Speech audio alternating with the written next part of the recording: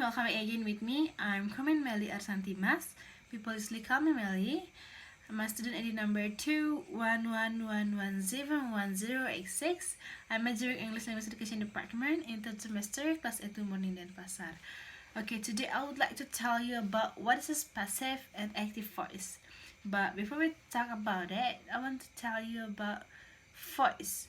What is voice? Voice is the form of verb take to indicate whether the subject of the verb perform or receive the action. There are two types of voice. There are active voice and passive voice. And next, active voice. What is this active voice? Active voice is the term for a verb whose subject perform the action of the verb. And next, passive voice. Passive voice is a quality of a verb that describes when the subject of a sentence is acted upon by the verb. So, how to identify active voice and passive voice? By knowing the order in which the subject, verb, and object are placed in a sentence, we can tell whether the sentence is active or passive voice. In active voice, statement always being with the subject, followed by the verb and the object respectively. And then, in the contrary of passive voice, the statement begins with the object, followed by the verb and the subject at last. So, for the simple that in the passive voice, the statement or the sentence is always beginning with the subject and the end of the objects. For the passive voice, the statement always begins with the object and subject at the last. Next, this is the form for the active voice and passive voice. For the active form of active voice is subject plus verb plus object, and form of passive voice is object plus verb to be plus by and plus subject. So, next I will tell you the change of active into passive voice in present simple passive, present continuous passive, past simple passive, future simple passive, present perfect, past perfect, passive voice without be, passive of verb containing two objects, passive voice of sentence containing prepositions, passive voice of verb with object and object complement. Okay, for the first, present simple passive. Use the simple present tense to make a generalizations to present a state of being or indicate the habitual or repeated action. For in active voice, the form is subject plus infinitive plus object. In passive voice, the form is object plus to be plus past participle plus by subject. For the example here, she does not bake a chicken. So, she is the subject and chicken is the object.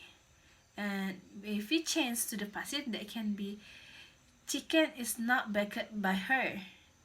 So, like we know, passive is always begins with the object. So here the chicken is the object. Is as a to be, not baked is as a past participle, and by her is a subject, and her is referred to she. And then present continuous passive. We use present continuous passive to describe ongoing activity or a temporary actions. For the active voice, the verb is subject plus to be plus past participle and plus object. And then in passive voice, the verb is object plus to be plus being plus past participle and plus by subject.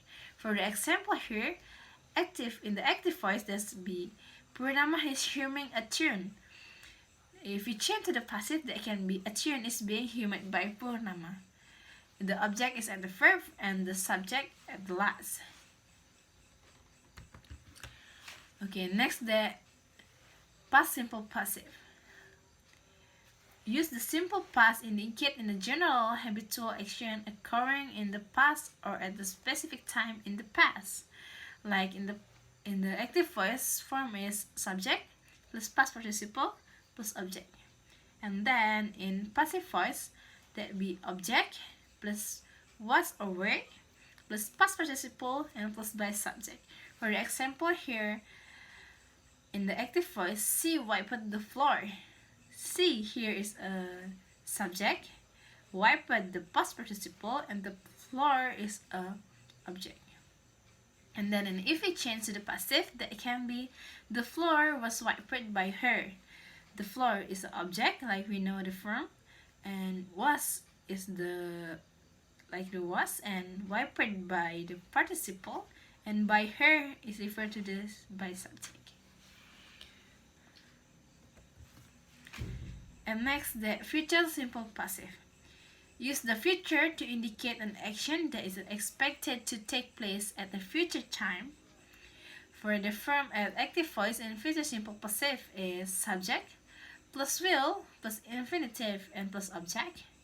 And for the passive voice form is object plus will plus be plus past participle and plus by subject. For the example here, she will make a delicious meal. She as a subject and meal as an object. So if we change to the passive voice, that can be a delicious meal will be made by her. And next, the present perfect. Use the present perfect to describe an action occurring in the past but relevant to the present, or extending to the present. And then for the active voice form is subject plus have or has plus past participle and plus object. And for the passive voice form, that is object plus has been or have been plus past participle and plus by subject. For the example, that in the active voice, this is Astiti has confronted him. So Astiti is here is a subject, has, and then confronted has a participle, and him is an object. So if we change this to the passive voice, that can be he has been confronted by Astiti. And then past perfect. Use the past perfect to indicate an action completed prior to a particular time or before other action in the past. For the verb in active voice in the past perfect is subject plus had plus past participle and plus object. And then for the passive voice, the form is object plus had been plus past participle and plus by subject. For the example, here is in the active voice, she had abounded that flat. So if we change to the passive, that can be that flat had been abandoned by her. And then without be. Okay. The passive voice is formed by without a form of the auxiliary verb. Like be, is, are, were, was, being, been, so followed by the past participle of the main verb. For the example here, in the active, the mission accomplished therefore. So if we change to the passive, that can be the mission has accomplished. Okay, and then next, passive of verb containing the two objects. Okay, a verb can have a two possible passive voice when it takes two objects, a direct object and an indirect object. Normally, it is indirect objects, the object that appears first in the active sentence, which becomes the subject of the passive sentence. We can, however, also use the direct object as a subject.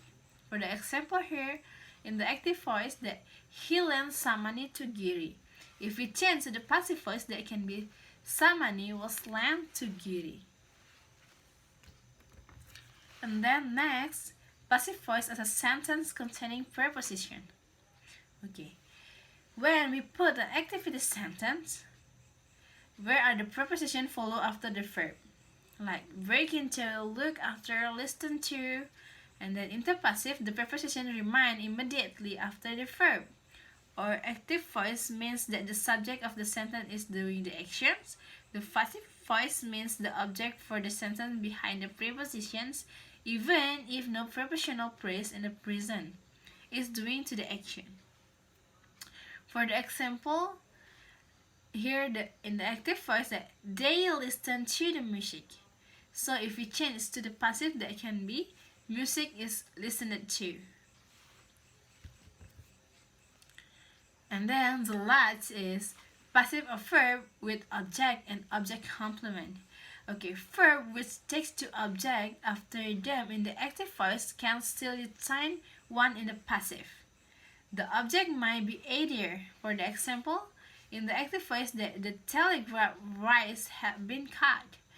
So if we change this to the passive, that can be someone has cut the telegraph wires. So for the last topic, that when used and when we not use the passive voice. If you are writing anything with a definite subject who's performing an actions, you will be better off using the active voice. And if you start your document for increases of was, is, or were, and your peg light up with intents of the passive voice, it may be good idea to switch to active voice.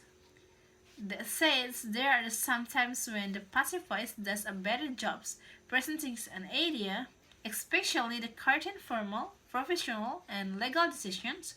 Here are the common use to the passive voice. First, the report a crimes to indicate with nouns per perpetrator. And then next, scientific context. And the last, that when you want to emphasize an action itself and the door of the action is refers to discretion. Okay, that's all about my presentation today. So I hope you can understand what I say about active voice and passive voice.